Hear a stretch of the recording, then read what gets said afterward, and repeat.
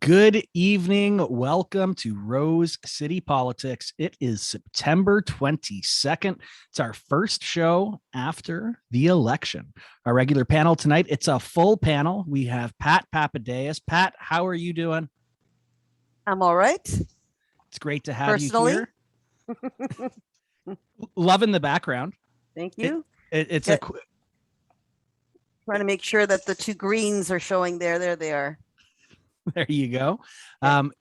It's a really cool. It looks like a tiled mosaic. It could be like you're in a very strange bathroom from the 70s. I just pulled it from the last election, and it works. We've also got Don Merrifield Jr. Don, how you doing? Professionally, I'm great. Unlike Pat, personally, I'm a disaster, but that's every day. Well, you're still in the void. So, I mean, once you emerge from that, I think we can start to expect to see the old bright and happy Don. There you go. Did he exist? I think he existed. We also have Doug Sartori here as well. Doug, how you doing? Doing pretty good. Got about 10 hours of sleep last night and starting to feel like a human being again. Well, that is good. What's the background? This is campaign poster from Pompeii. So when Pompeii got excavated, this is a campaign poster for a gentleman named Lollius who was running for local office back then. No word on whether he won or not. Platform. We've got to leave. Well, he lost. It's unfortunate. I don't trust that mountain. They threw him in prison and no one listened to him again. Anyways, we're glad to have you all here. Support us at patreon.com/Rose City Politics. We are in BizX Magazine and online at bizxmagazine.com. And we're on all of your favorite social media and podcasting apps. Rose City Politics has also been able to broadcast live on tape thanks to the kind support of LiUNA 625, Building Better Communities. As I said, this is the first episode back following the election. As is tradition, the pre-election show, we do our forecast, what we've been seeing in the campaigns. The episode afterwards, we talk about what happened, what we saw, and what the implications of it are going to be. So election 44 aftermath. Here we go. Hit the sound effect, Doug. We don't have sound effects. No. That would be perfect, like big thunder sound or something. It's okay. Just imagine that, folks. It's there. It's there if you want it to be. Now, we're going to be talking about the local race analysis first, right off the bat. So we might as well dive in to Windsor West. We know these numbers for sure. Winning right off the bat, NDP Brian Massey, 44.1% of the vote, garnering 20,445 votes. Now, I should say these vote totals for Windsor West and for Essex are locked in. The numbers will change invariably as mail-in ballots do come out, but we are not expecting any changes to be from Windsor West or from Essex.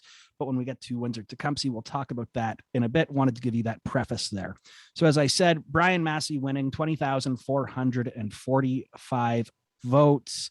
Coming in second to that, the Liberal candidate, Sandra Pupatello, 12,803 votes. That is 27.6%. Behind that, Conservative Anthony Tony Orlando, 19.4%, 9,015 votes. And we will look at those just right now as the top three.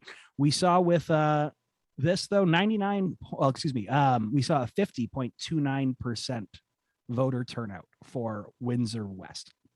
Now, I'll let Doug come in first with the takes here on Windsor West. I mean, a lot of you, I'm sure you've been hearing what's going on federally, so I don't want to be doing any regurgitating of what you've already been hearing on and on. But we've got two people here that have, been doing a bit of the work from the street type thing as well. So let's get the inside angles. Doug, what's your take though on this outcome, these numbers? Well, yeah. So just to disclose, as I've mentioned on previous shows, I was a volunteer on the Sandra Pupatello campaign. So obviously, not the result that we were looking for in the campaign. The interesting thing here is, I think the turnout number significantly down. Turnout's always pretty poor in Windsor West. And this time we saw an erosion of 5%, which is pretty significant. Just glancing at the numbers, it seems to me that the biggest group of people who decided not to vote on election day were Liberals.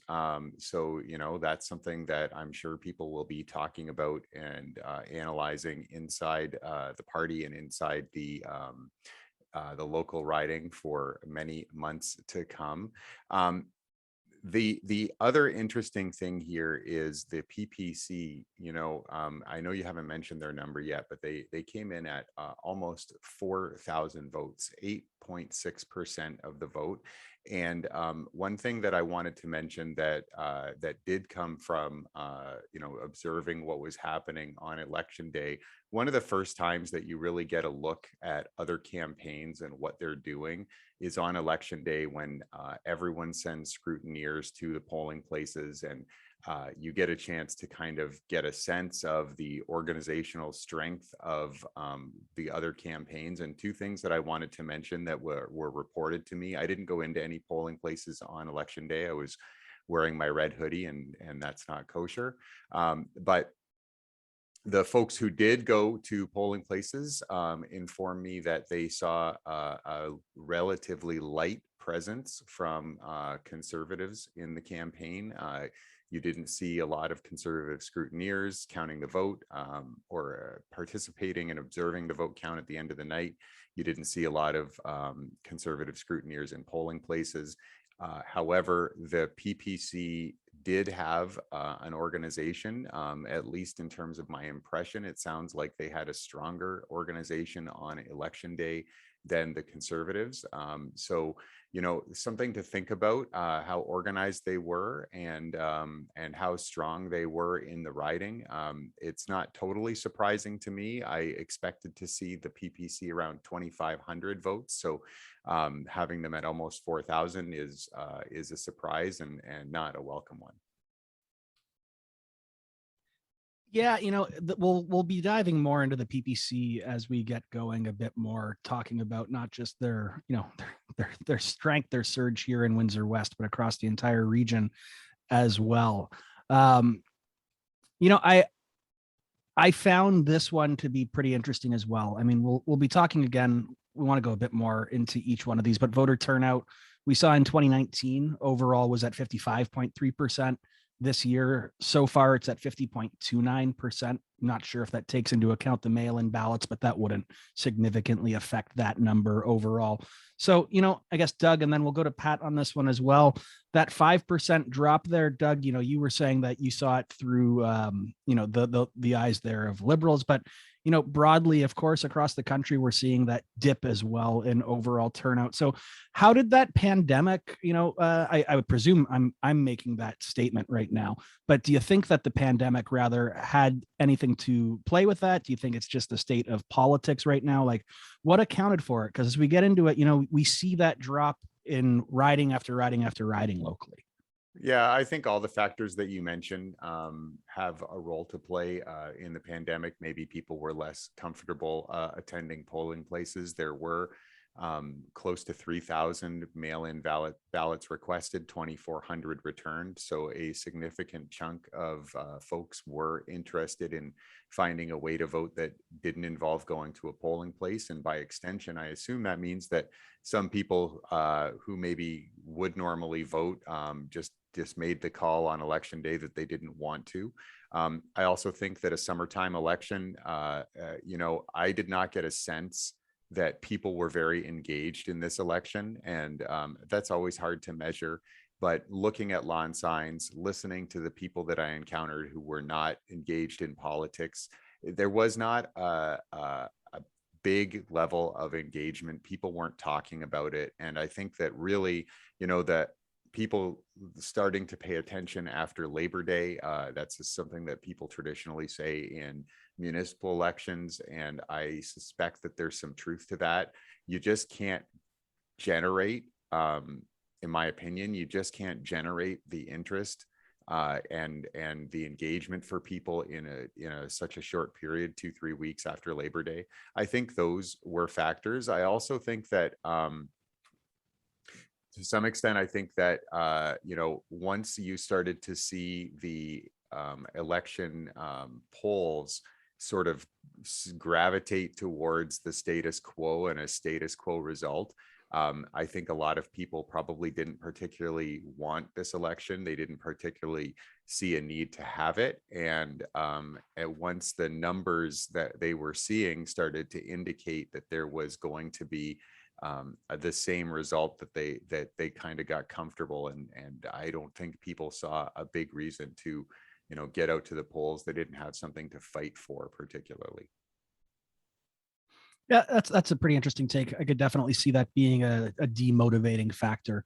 If it just looks like it's going to be the same thing, then why necessarily go out if it's going to come out the same way?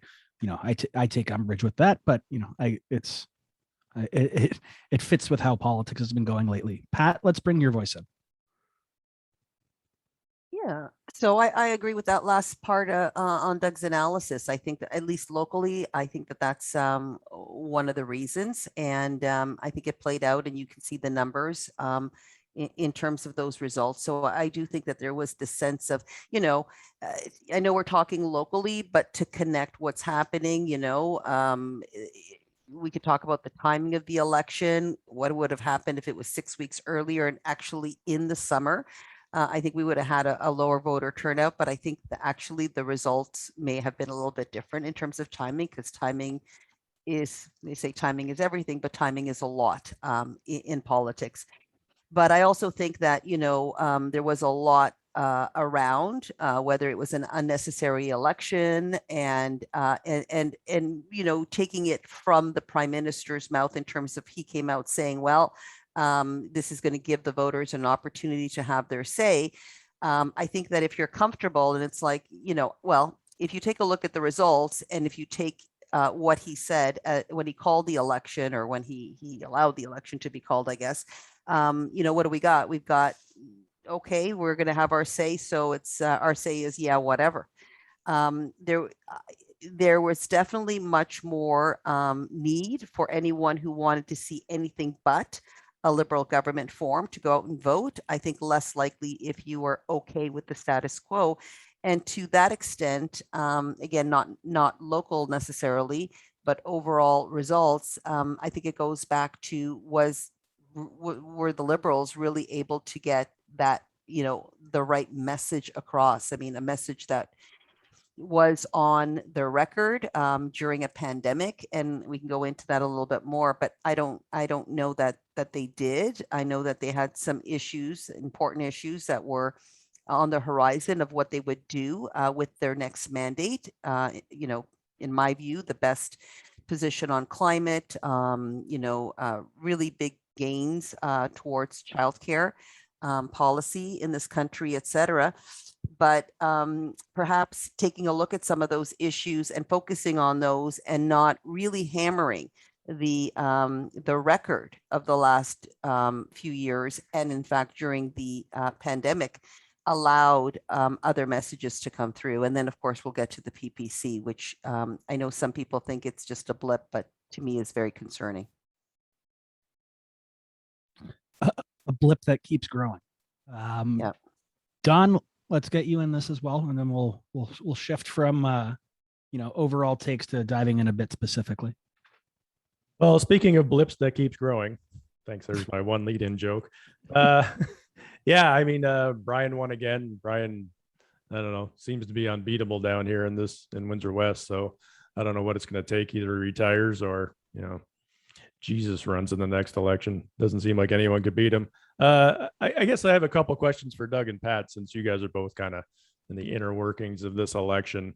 And looking at the candidates who ran, obviously you guys ran Sandra, who ran previously and obviously was a member of the provincial government for a long time.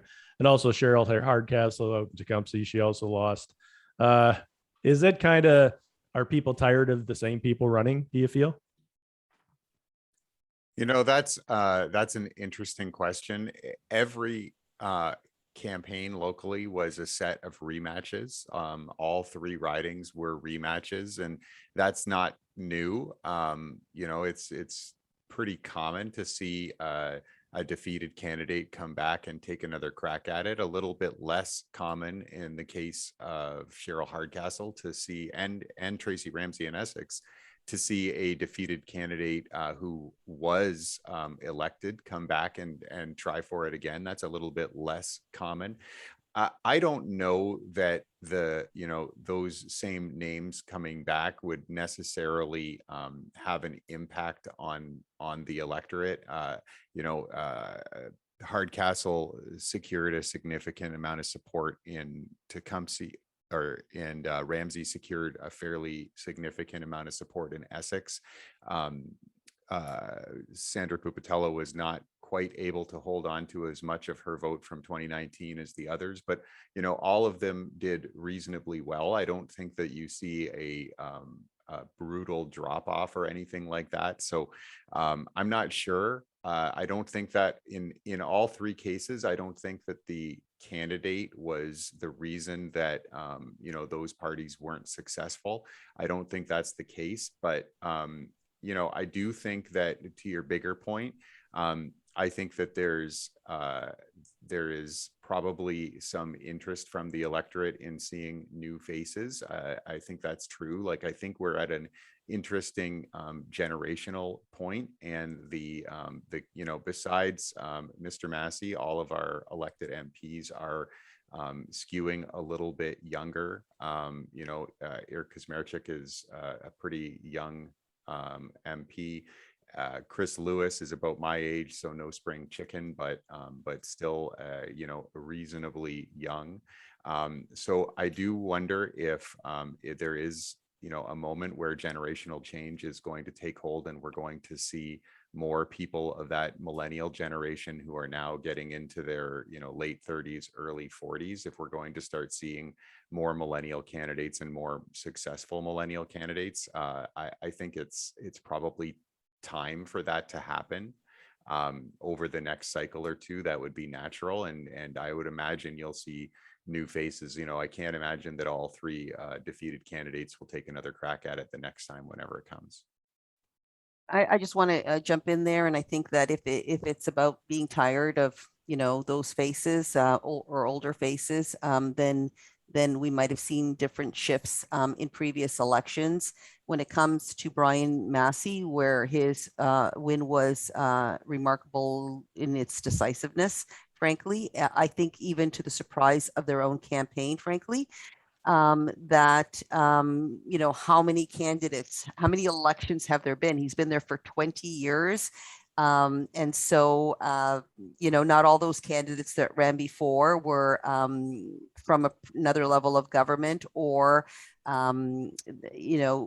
old faces. There were some fresh faces there.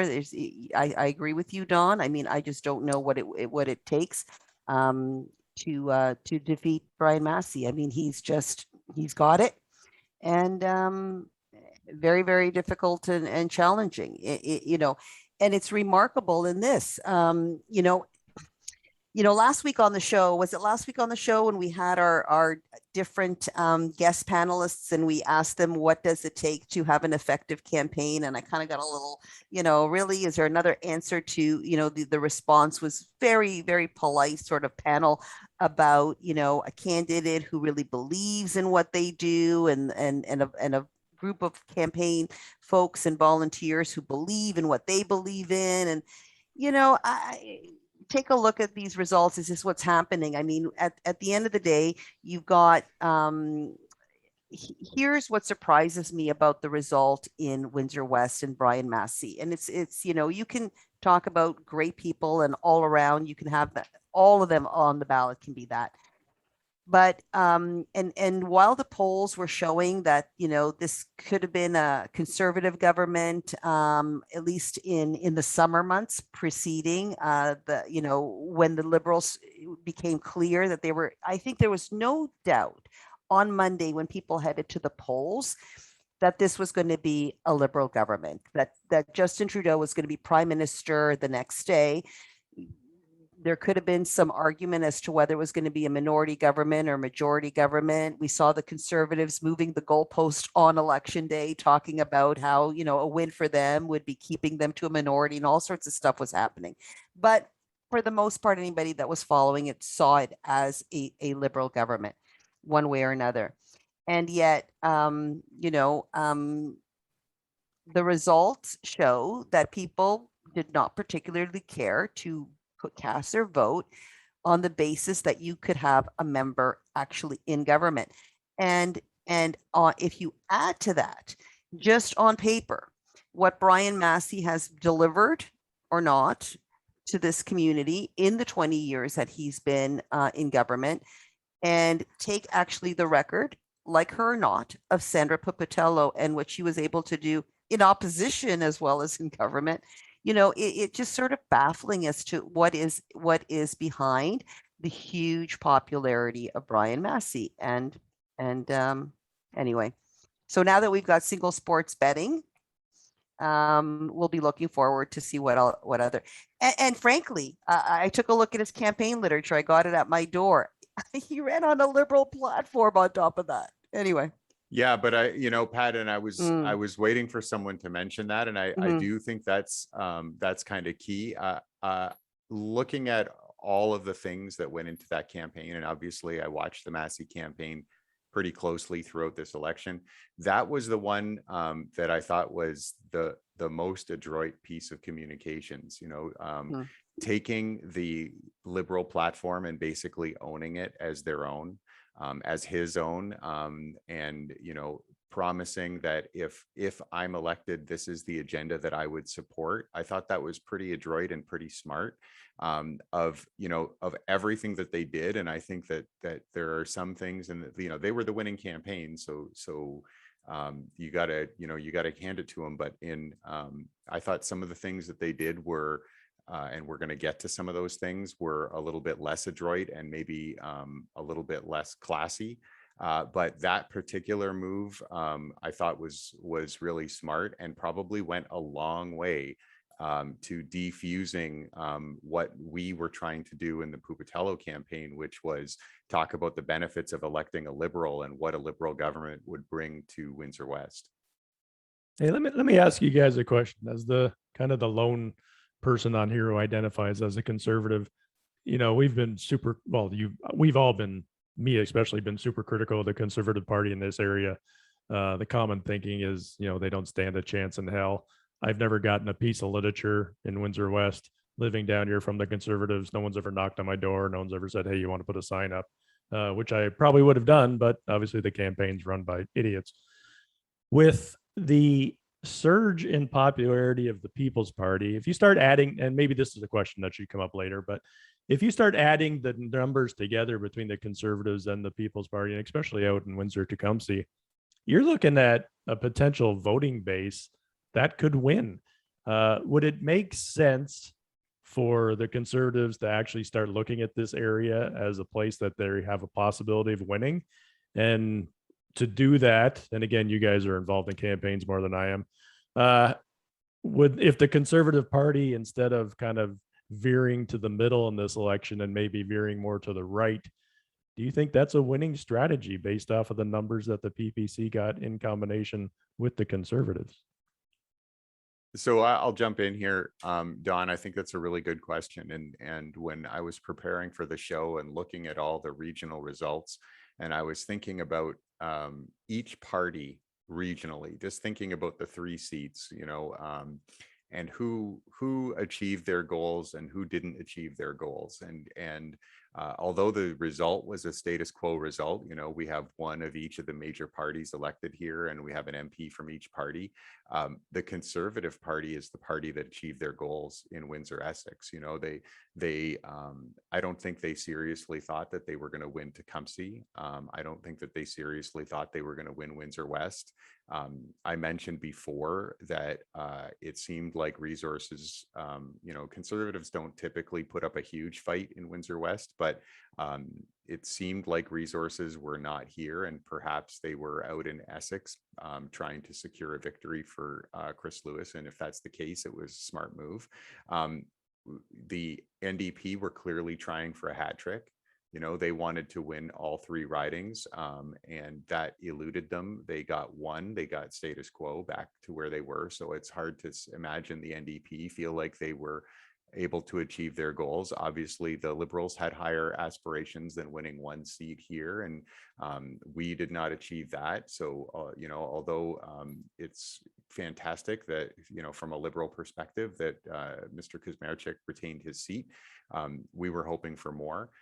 So only the Conservatives of the major parties, I think, came away from Monday totally satisfied. And then the even bigger winner is the PPC, because they had to be ecstatic with the numbers that they were able to put up in the three ridings.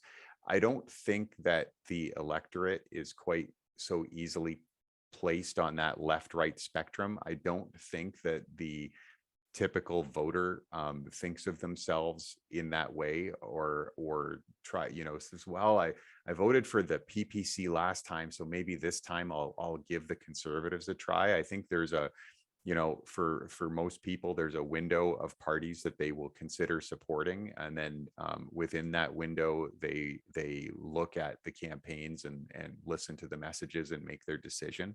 I don't think it's super easy for Conservatives to capitalize on the growth of the PPC without seeing a corresponding loss of people who are maybe repelled by the positions that the PPC took. So I don't think it's quite so easy to say, hey, we're going to take that, you know, we're going to take the 10% the PPC got and the 25% the Conservatives got in Windsor-Tecumseh, and we're going to turn that into a winner.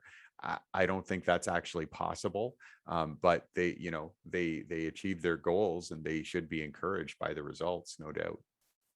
I also think that, you know, I think that many PPC voters wouldn't at this point identify as a Conservative voter, and there's a reason they chose to vote PPC.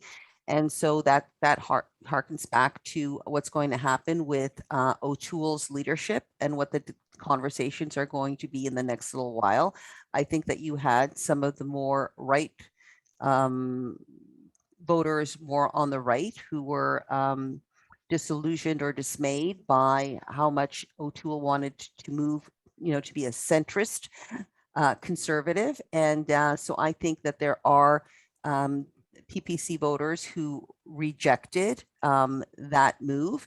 But I also think that despite the lower voter turnout, and again, I have nothing to base this on, I think that there is, that it represented in some ways new voters in the region.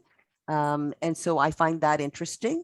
I also find it interesting, you know, to have a conversation about, at least in Windsor West, and I think all 3 ridings are very different and unique for different reasons. So I'm not saying this is for all 3, but when you do look at them individually, whether those who came out and voted Brian Massey, did they vote Brian Massey? Did they vote NDP? Did they vote Jagmeet Singh? Like, what was it that makes a voter put the X on the ballot? You know, was it Sandra Pupatello? Was it Prime Minister? Was it Justin Trudeau? Was it Liberal? And, you know, so how strong is the brand? How strong is your local candidate? So when I take a look at, for example, the local Conservative candidate, as you mentioned, I don't know, you know, I wouldn't call them idiots. I wouldn't call anybody that works on a campaign idiots, only because we know what they go through. And, you know, good for anyone who puts their name on the ballot, and good for anybody who works on a campaign for issues or candidate that they believe in. But clearly they didn't have the organization. And there's a lot of reasons once we start to get into details of what happens at the local riding association level, everything from the amount of money that they have to the amount of, you know, soldiers on the ground to help in a campaign. So you have to figure this was not a known name. And so what was it? Was it O'Toole, or was it was it the party, the Conservatives, or was it O'Toole? I don't think it was the local candidate on that particular issue. And same thing with the PPC. Let's face it, the PPC candidates were pretty well new to folks. They may be a loud and, you know, relatively small group, but there was something that the PPC message carried that resonated with, again, overall in the country, we might be looking at just under 1 million, and it represents 5% of the vote. But in this region, it represents twice as much. And so what is it that's going on down here that makes them attractive? Yeah, you have to wonder, do you think that they're going to be smart about it and go Windsor, Essex? That's where our home is. We've got double the national average there. Could be a good place for them to set up. I obviously don't want to see that happen in our own backyard here, but I mean, the numbers are staggering. And I guess, I want to touch on this point, and then I want to dive into Windsor-Tecumseh, I guess, do a bit of a pushback, because we still don't necessarily know exactly yet what it is.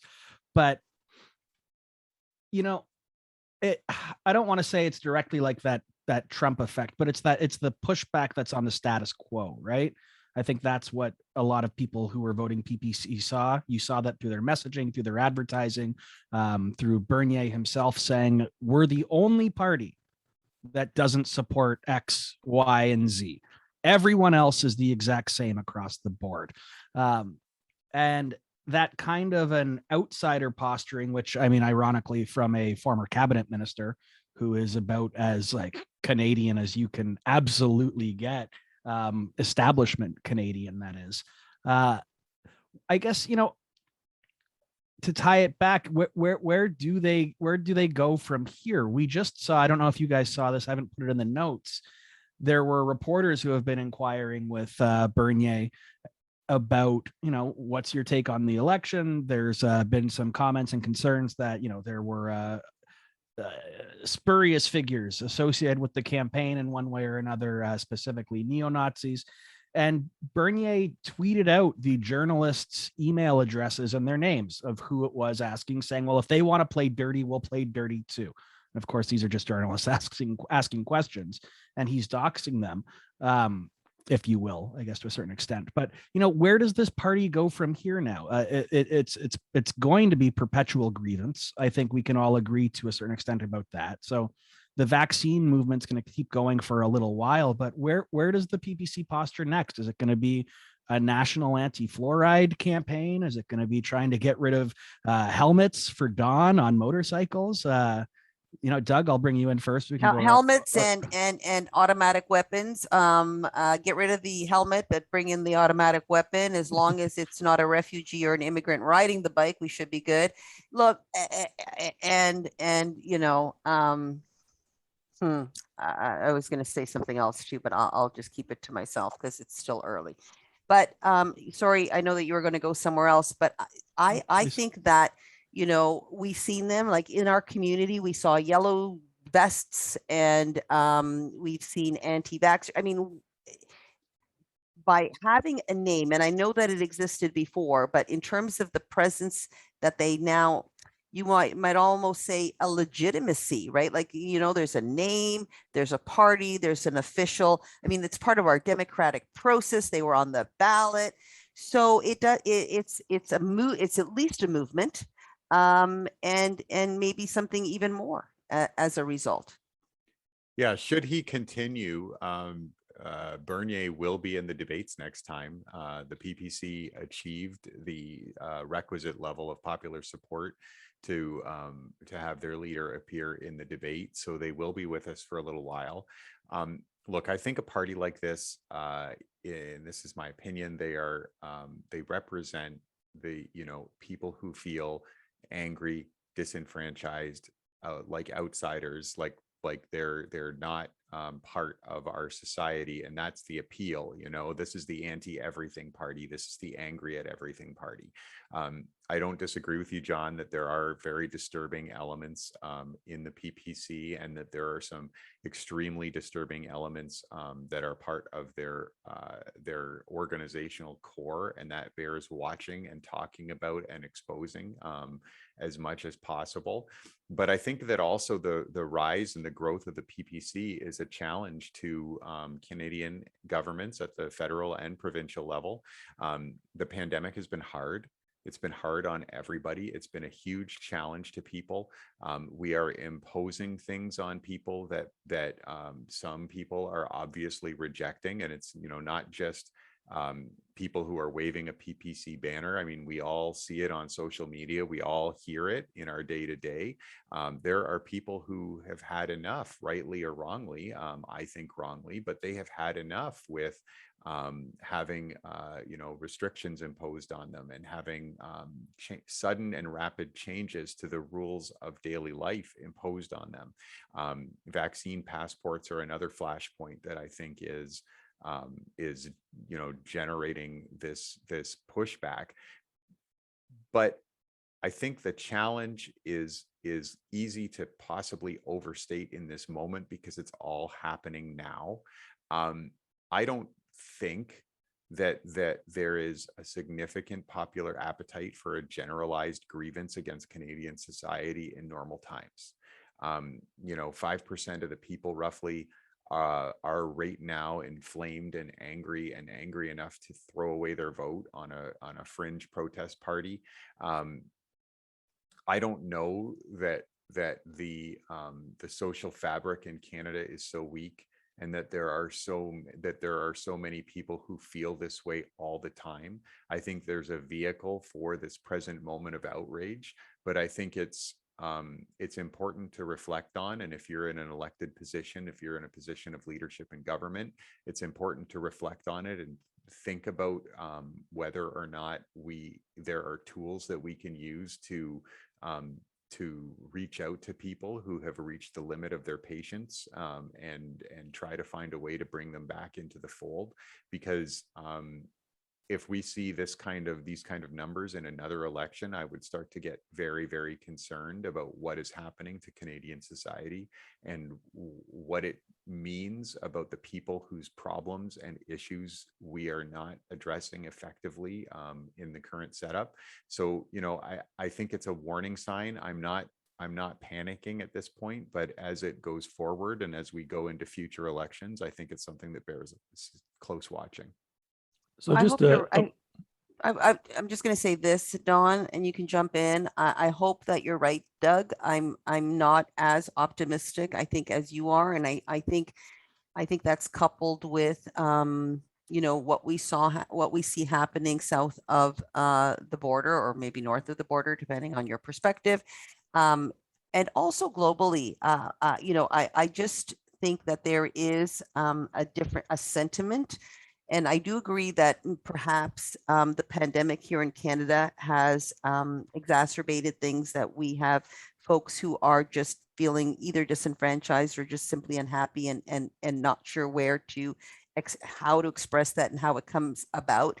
But, you know, it's very difficult for me to see how you can at the same time feel that the issue is freedoms, the requirement to be vaccinated and have those grievances, and at the same time be in bed with misogynists and racists, right? So, I mean, there's an element, I mean, that we're grouping them together because there seems to be this notion that the protest vote is coming as a result of that. But there are a lot of other sort of dark elements here that, and while 5% may not alarm us across the country, as somebody who's living in this community, I can tell you that 1 in 10 does concern me. So. Yeah, the point I was going to make is, I think in typical Canadian fashion, it took us 10 years to kind of get on the global nationalist parade that you've kind of seen expanding, especially in Europe and countries like that. And obviously with the whole Trump situation down south. So I guess 2 questions for everybody, whoever wants to answer. One has kind of been answered, but does the People's Party of Canada slowly disappear after COVID kind of fades from our memories? Because let's face it, if you looked at the campaign literature, comments, or whatever put out social media, mainly it's basically all COVID based. It's all, you know, passports, freedom to not get vaccinated, et cetera, et cetera. And do you see, like Bernier, like John had said, you know, Bernier and his family have a long history of, you know, being politicians in Canada, so they know how to play the game. do you think going forward as a party, if he continues down this route to running his own show, do you think next election he starts vetting his candidates a lot more? I think this time in the last election, they just needed bodies more than anything else.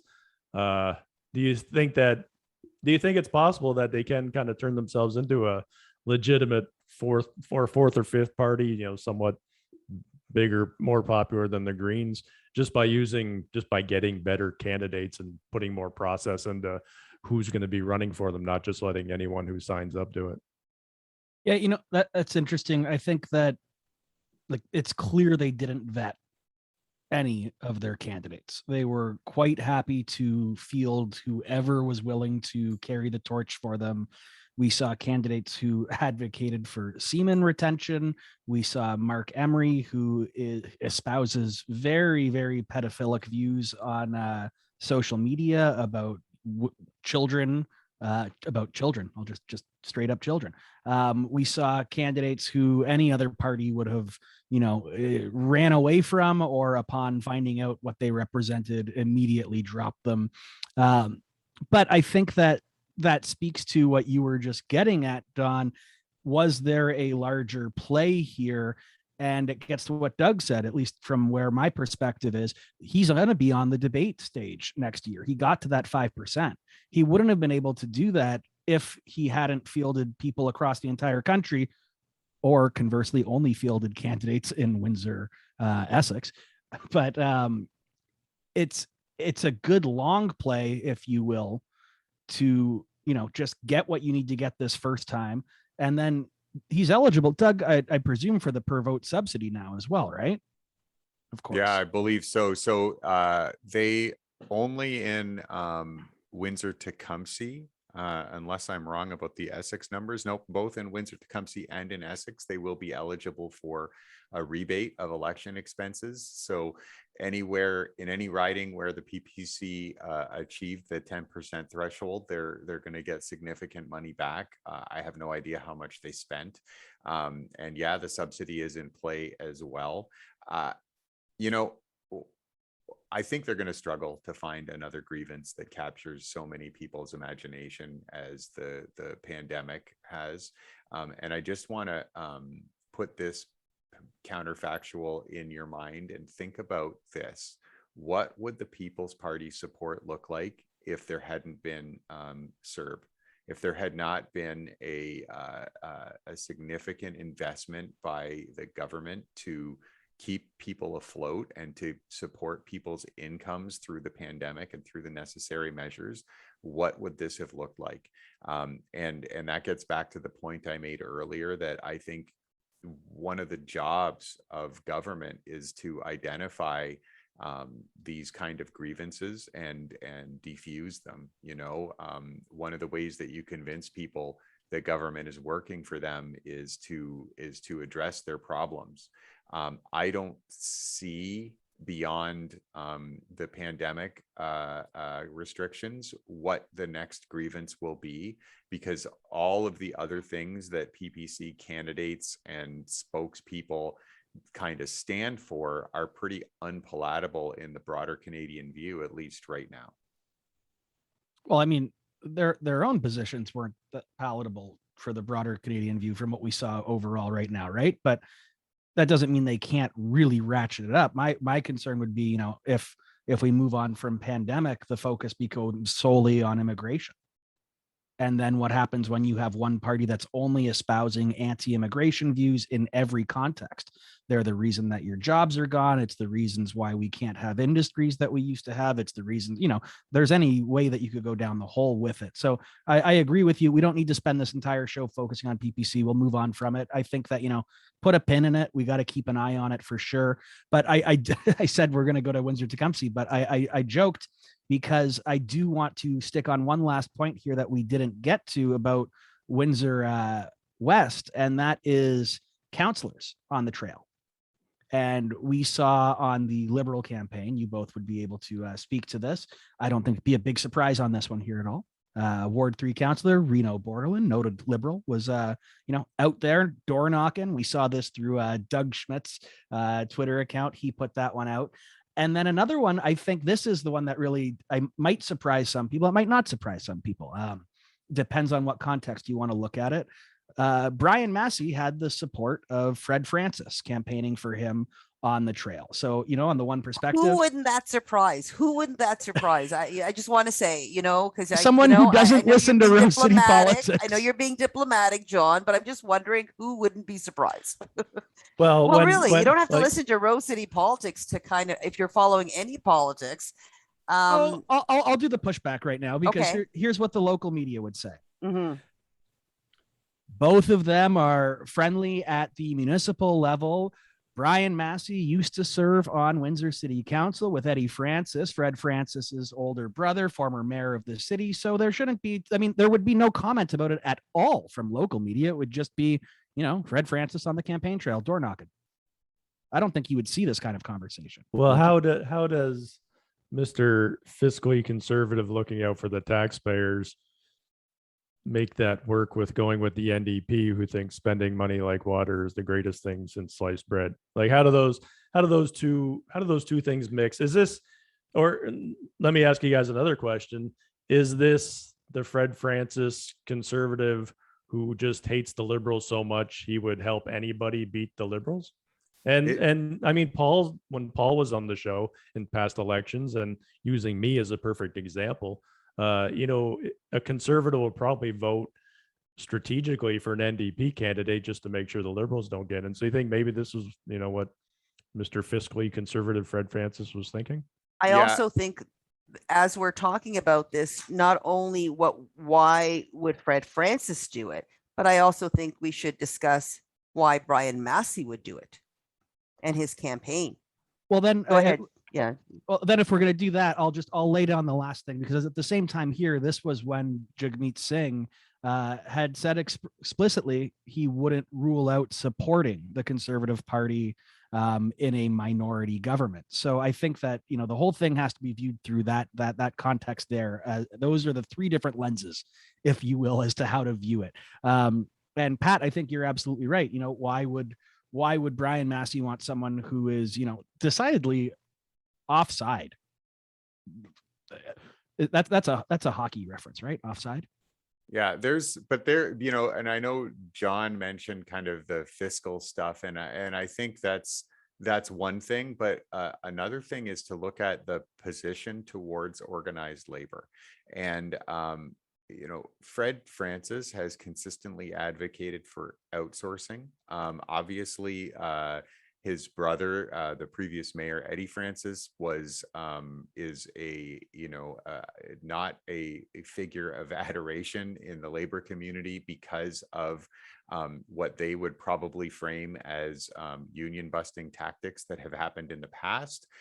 So that's what really shocked me about this, is that the visceral hatred of liberals that unites them is apparently more important than the principles each person claims to stand for. Brian Massey built his organization with the labor movement. They are intimately connected to the local labor movement.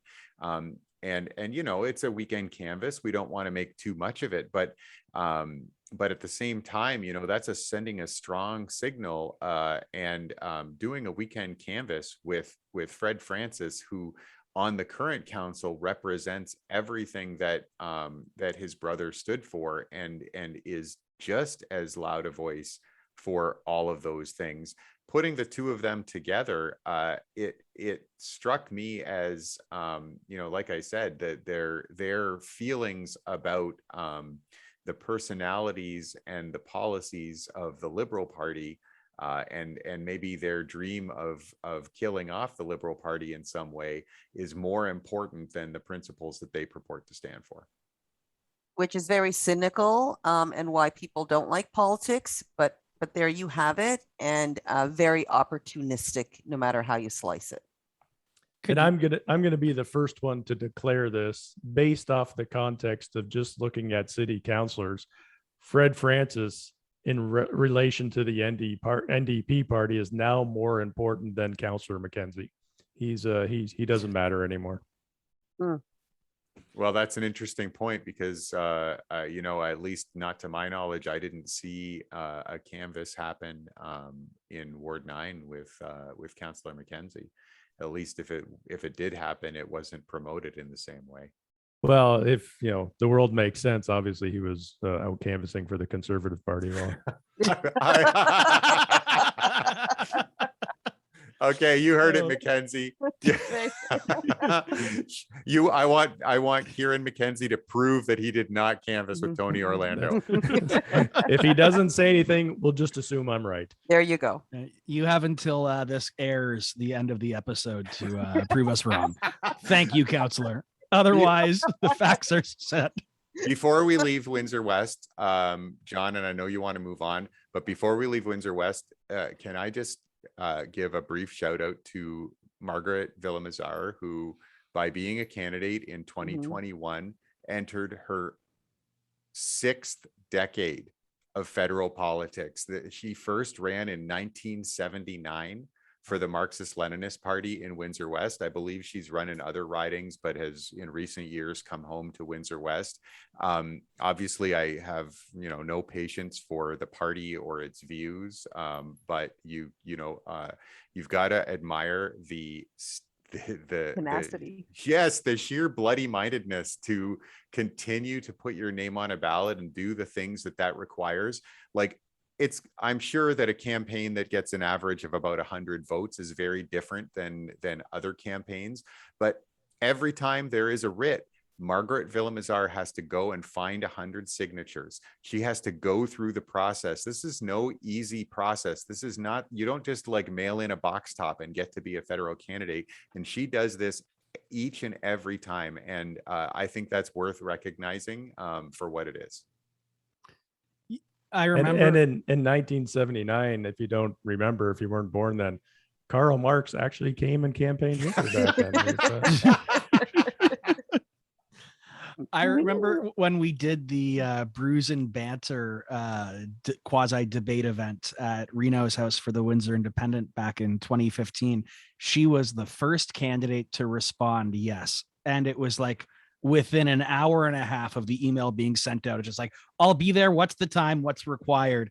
And then it was like, I couldn't get her to stop sending me emails. It's like, I really appreciate all the engagement. Like, it's going to be great. But no, But what was really surprising was when Joanne Geniak went out and canvassed with her. It's been a hell of an election. What do you got against women in politics, Pat? Exactly. And in her defense, she thought Lennon was John Lennon, not, the other one. So, okay. Are we good to shift gears here? Let's look at Windsor Tecumseh. I know that, Doug, you had said at the top, you had established that MP Kuzmerchik had been reelected. We can't say for sure that that's happened quite yet. We've got 243 out of 244 polls reporting in, with 99.59% of the ballots still waiting for mail-in ballots. As it stands right now, there's about 500 votes that are separating Cheryl Hardcastle and MP Kuzmerchik, Eric Kuzmerchik. Doug, just for those who haven't, played the inside game from your perspective here, what does 500 votes mean? Obviously, we've got mail-ins, which is something that really wouldn't have that big of an impact on a average election, but the case isn't the same here. So you're saying that he's elected, but what does that 500 mean, and what do you expect to see happen? Yeah, so it's a squeaker, but in the scale of squeakers, it's a pretty big margin. If I could kind of square that circle, 500 votes, you're not going to see a recount. It's far too much of a gap to see a recount. My understanding is there are about 2,000 votes left to be counted. So by my math, Hardcastle would have to win 75% of those votes in order to secure a 1-vote victory. That seems pretty unlikely to me. I understand why MP Kuzmerchik is being gentlemanly about it and has not declared victory and any of those sorts of things. And I suppose it's like more mathematically possible than some other things that people might think could happen. But he's elected. Okay. Now, thanks for that. You think that Cheryl Hardcastle is looking at 500 difference right now between the two and going like, man, these voters are so stupid. Uh, So That's an inside reference. I Yeah. think you should for some some listeners. Yeah. So I say that tongue in cheek because I do want to, differentiate between the two candidates right now. We know Cheryl Hardcastle's past. She was elected. She had an audio file come out in 2015, just prior to the election, where she had ended up calling voters in the Tecumseh election stupid. So that's where the joke I have comes from. But that's the last big notable, almost quasi-elected news story that there was regarding her. And then I wanted to just contrast that to Ann Jarvis's most recent piece that she put out. And Pat, this sort of bookends to what you were talking about earlier. And Jarvis references $450 million brought in by MP Kuzmarchuk to the region, to the region and to his riding specifically over, the 23 months that he's been in office. Very, very short period of time for him there to bring in such a big amount. And when you contrast that, as you were saying to, Brian Massey, it's easy to say, there's we've had a bridge that was put in, but a bridge is I mentioned this before a couple of weeks ago. The bridge is a national project. It's not necessarily one that's specifically for Windsor, right? Versus this $450 million, these direct investments, they weren't just for the big shiny objects. They were also for service programs, for local investments. So we're still looking at, though, that 500 difference. What does this mean, Pat? I'll come to your voice first on this one, if you don't mind, because it was your thought process, in Windsor West here. What's it going to take? I mean, $450 million is it's a huge amount, especially for a region that's been relatively, sucking on fumes for a while here, looking for substantial investments beyond the broadly necessary ones. That 500 vote difference here, like, what do you think that says about, the electorate and what they want? It says what Cheryl said. They're stupid.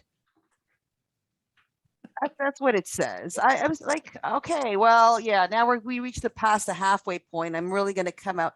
What is happening? What is happening? What's wrong with you? Windsor Tecumseh? Why? Like, what? Sorry, that's what I think. Absolutely. As I said, we knew that it was going to be a Liberal government when those people went in to vote. What are you thinking? How vote in your own best interest? I get that you might be fringe, and we already exhausted the discussion about PPC. But all others, okay, what does it take? So I honestly, I was so disillusioned on Monday night. I'm like, I need to move to a country where I don't speak the language, so I don't have to try to understand people, because I just don't understand that. So I don't know. I don't know what the answer to your question is, John. So I take a different view from Pat, although that was super entertaining and from the heart, Pat. I think one of the things that you can take from this, and I am going to be excommunicated from all political parties and campaigns for saying this, but first of all, I think that this approach of talking about dollars coming into a riding is terrible. The notion that politics is a zero-sum game and somehow we win by securing more money from other people in the country than we pay out ourselves, and that's the measure of what we should think about politics and government and our country. I think that's junk, and I think it debases politics and what politics is about. Which is not to say that politics is not about the allocation of resources and people pursuing their own interests. Of course it is. But parties and governments love to do this. They love to attach their elected member to every single funding amount announcement. On the provincial level, every time you get a Trillium grant, you have to trot out the MPP. And they have nothing to do with it. That MPP has nothing to do with that particular organization getting money from Trillium.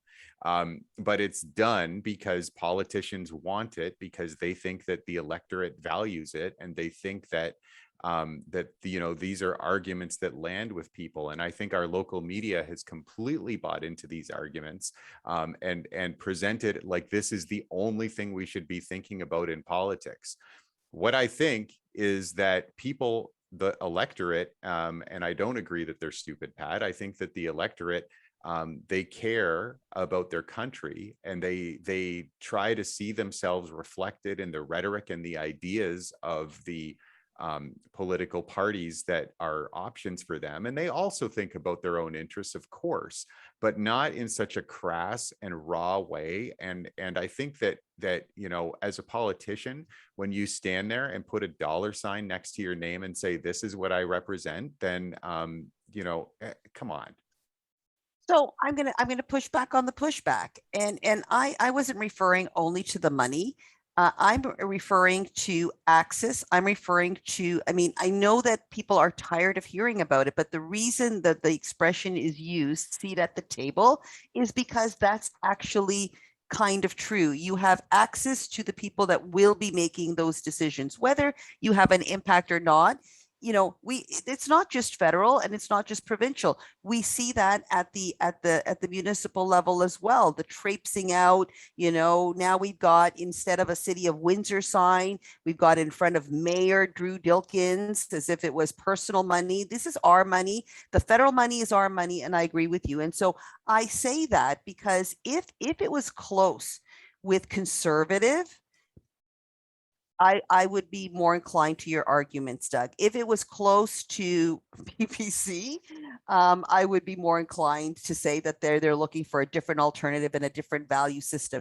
But we're talking about the NDP, and I'm sorry for those that are like, you want to take me to task after the show and show me the nuanced differences.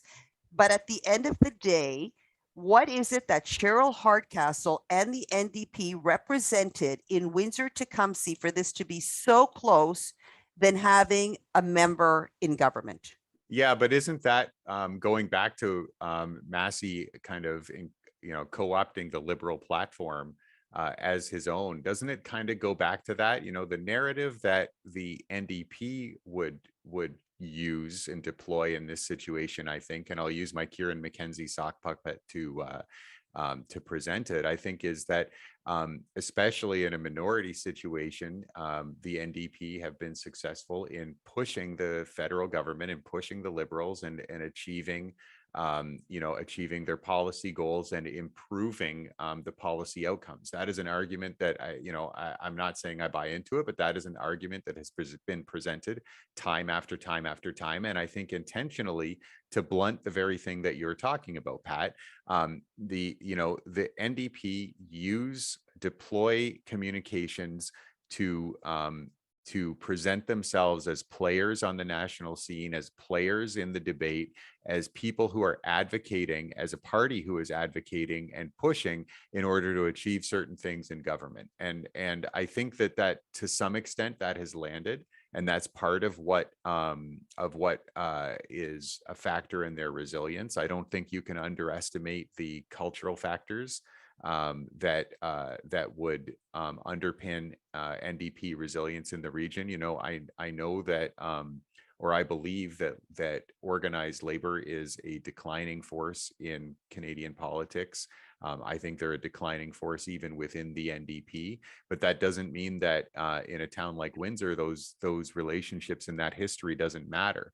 To some extent, I think that that there has been a long-term effort by the labor movement to paint the party that is their vehicle as the one legitimate party that advocates on labor issues and advocates in the interests of the workers, as though people who are active in the labor movement don't belong to other parties or do other things. So I think that I think that those are some of the reasons why, beyond sheer electoral stupidity.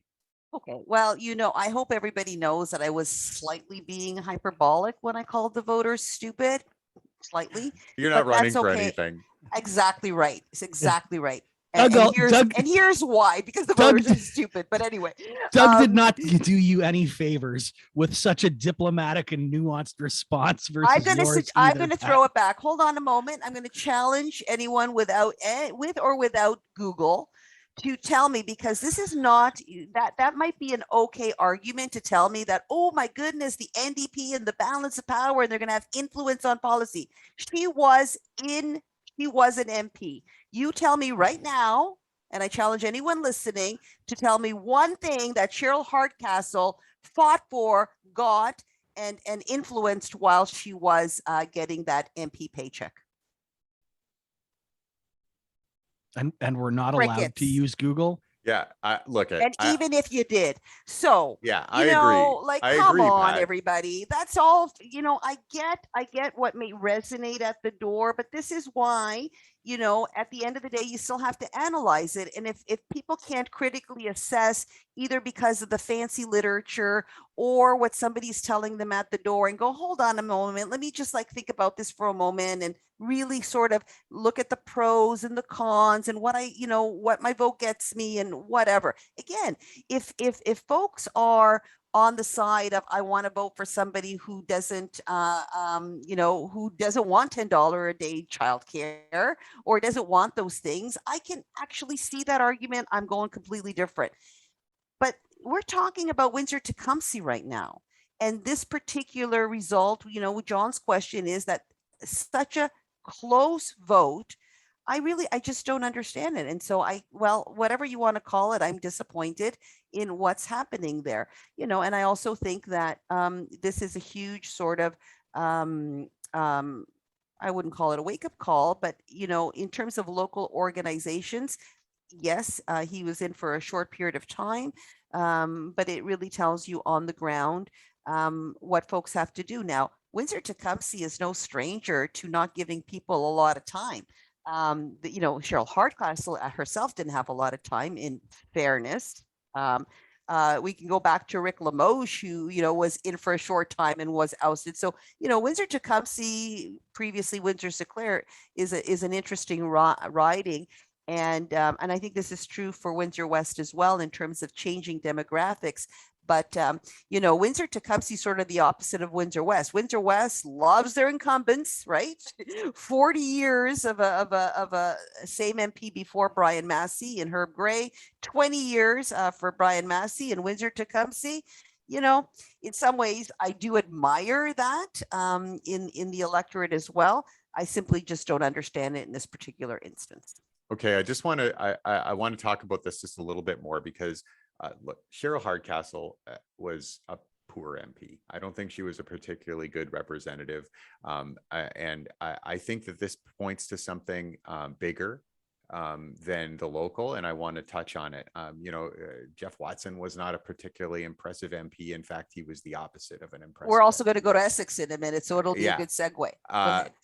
But I think that as national media becomes more important and local media becomes less important, people actually have no idea what their MP is doing day to day. And if that MP is not seeking out media attention and speaking to the media, and Cheryl Hardcastle didn't do a lot of that, if they are not actively seeking it out, they're not going to get it, and they are a cipher to the general public. When you cast your vote, you are not doing so generally as the average member of the electorate with a deep knowledge of the words that were said in Parliament by your MP. Those days are gone. The days of people having a good idea of what is happening on the national stage, besides the personalities of the leaders and a few prominent cabinet ministers around them, those days are gone. And I think it's bad for democracy. I think it's bad for the country. My personal view, I think it would be better if there was more understanding and more information about what your particular MP was doing, because I think it would mean that electors would be far better able to hold their individual MPs accountable. As it is, people vote for colors and leaders. There is an element of the local that matters and the individual candidate that matters, in some cases more than others. But it's perfectly possible in the right circumstances for somebody who has really no business being there to get elected and sometimes win re-election. But enough about Essex.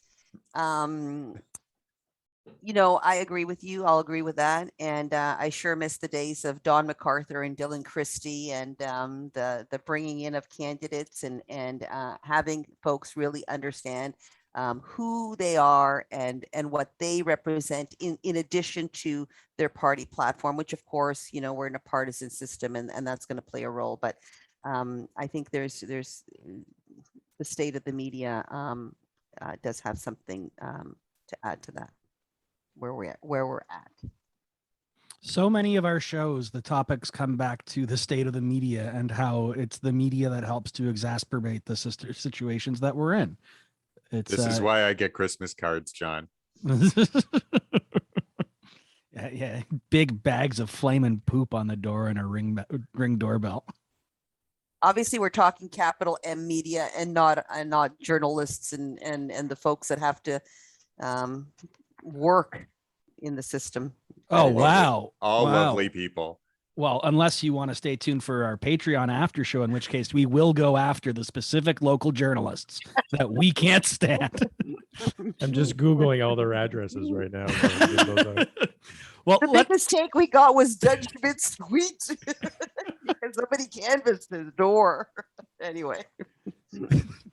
That was one of the biggest local insights for the election was the off tweet that he put out.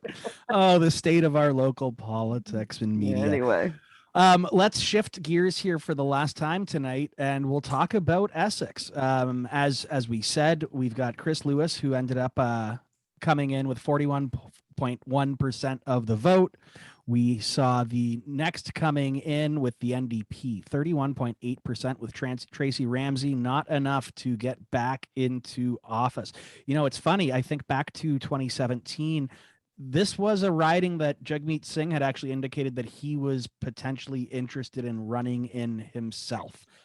Flash forward 2 elections now, and you know, the NDP can't take a hold of it. Liberal came in 15.4% there. Third, Audrey Festeriga at 10,605 votes. Again, though, just behind that, that's that PPC party with Beth Sharon Rowberry at that 10%, exactly 10% of the vote. Huge. There. Really big. I mean, to pull out 6,863 votes in Essex, it's a big number. And you got to think if those numbers were tapped onto that Conservative party there, it's untouchable. It's I don't see a way that you could see a party really getting near toppling that if there was a way to bring those together there. Again, these are just my perspectives. Let's go quickly around this. I know that we're over an hour, and then we'll try to get out. Pat, I'll bring you in first.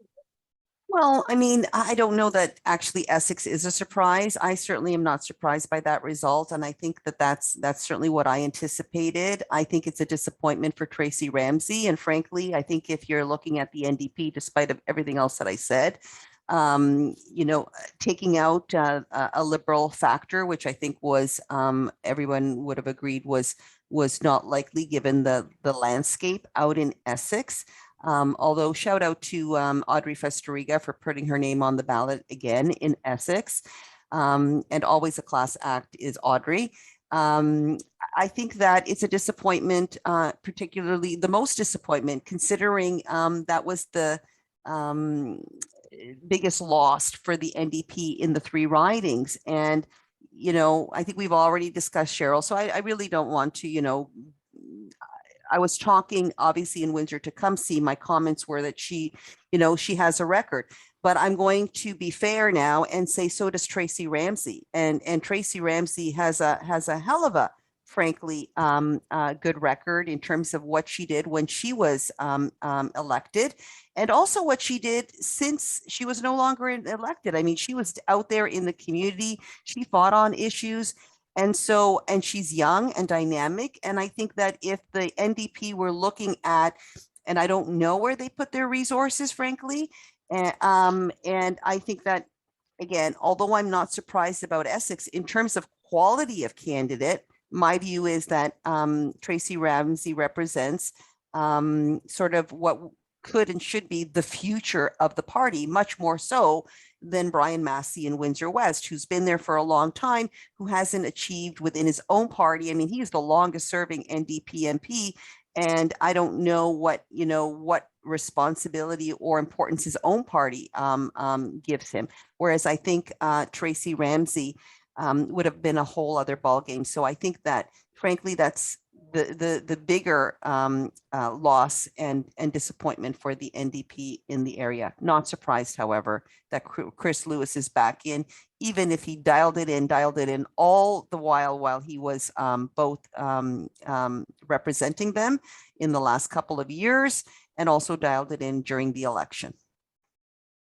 Yeah, I think Essex represents in microcosm, and I'll start from the perspective of a liberal partisan, represents the in microcosm, the decline of the liberal support in rural Canada and rural Ontario, particularly.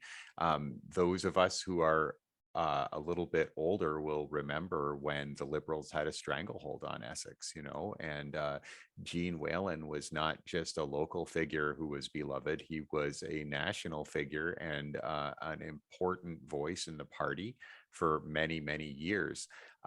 Since then, there has been significant erosion of Liberal support in rural Canada. And I think partly, some of those things that we've talked about before, the party's position on gun control is one that sticks in my mind, that is a flashpoint, a dividing line between what the interests and beliefs of urban Canada versus the interests and beliefs of rural Canada. And it's one of those issues that I think has made it really tough to be a Liberal in some of the more rural parts of this country. So having said that, the results in this riding are an indication, and I think that all candidates who were not successful should take this to heart, that you can be a fantastic candidate. You can really present a terrific option to the public and do your best and have a great campaign and put in tons of effort and not win.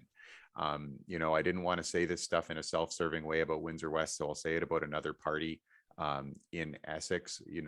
Tracy Ramsey, I watched Tracy Ramsey from her first steps on the federal stage in very early debates in 2015, when she was raw and unsure and didn't quite know what she was doing. And within the course of a relatively long, but still a very short period of time, within the course of that campaign, she got it. She became very polished. She had a grasp of the issues in her time in office, and in her time since she's been in office, she has continued to develop and continued to show that she's a serious talent.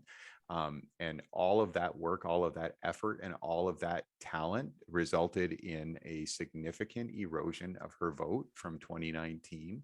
And the victory of a candidate who, I'm just going to say my personal opinion. You look at it on paper and in practice, the guy can't hold a candle to Tracy Ramsey, and yet he is the MP. So there you go. Are you saying the voters are stupid? I'm saying, Pat, don't you do that to me. I'm saying that the quality of the candidate is not always foremost in the mind of the electorate. For sure. Well, and some of them are stupid. Fine. Yeah, and some of them are stupid. All right. To go off of what Doug was saying about Eugene Whalen and the grand old days of the Liberal Party being in rural areas, I guess I'm going to talk my book here a little bit. I think with the expansion of what are basically high-end subdivisions in a lot of county properties, you're seeing demographics change in what would traditionally be farmland, rural areas, demographics and economics. Those houses aren't cheap. So I think you're seeing a lot of wealthier, high-end, upper middle class people move to the more rural areas.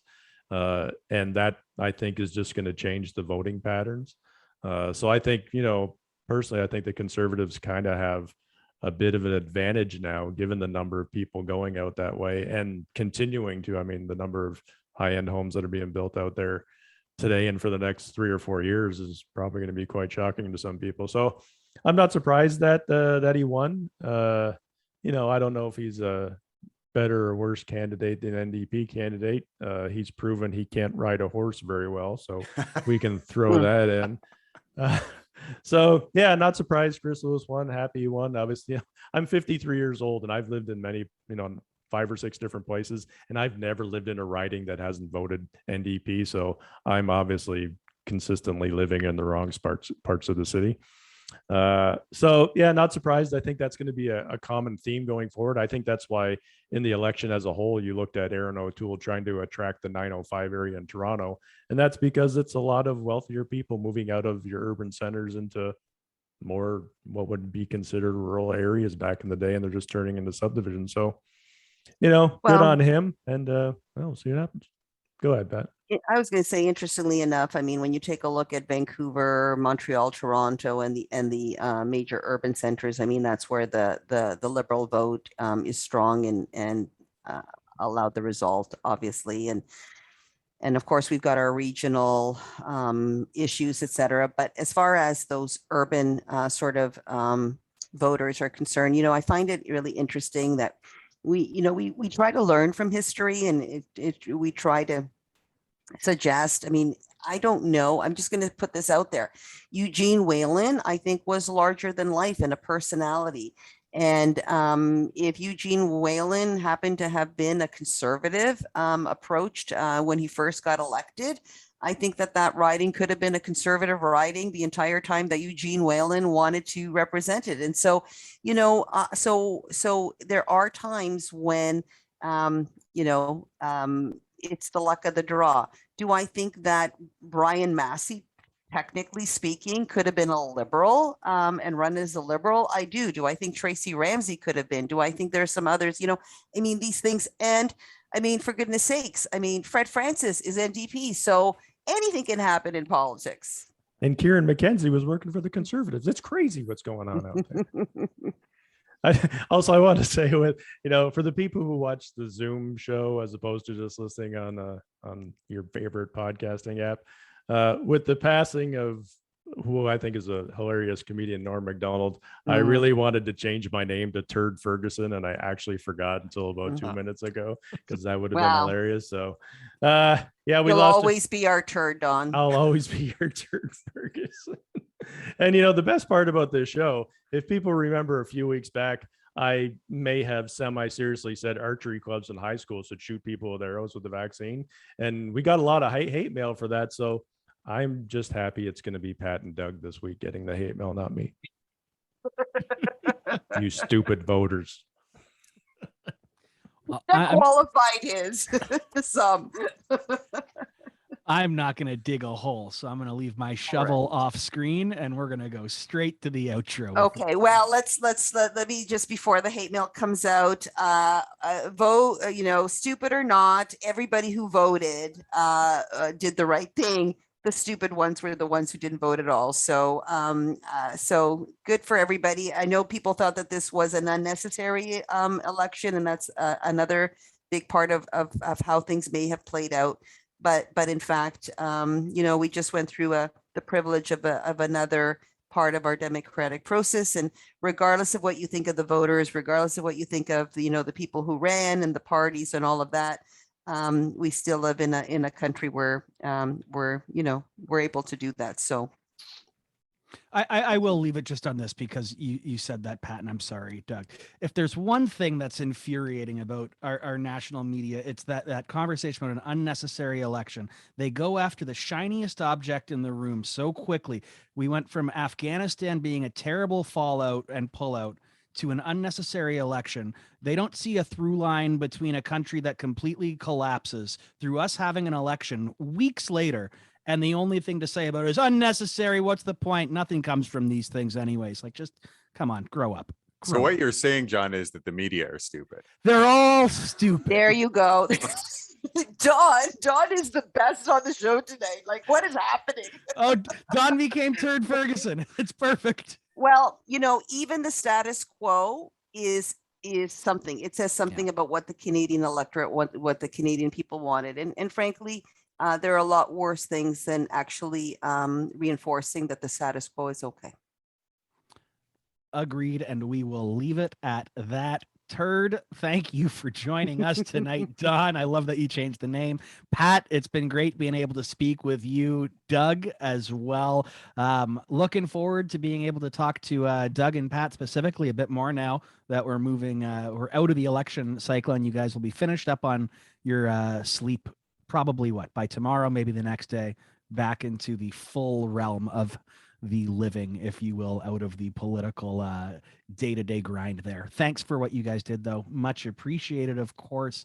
And if you voted, good for you. If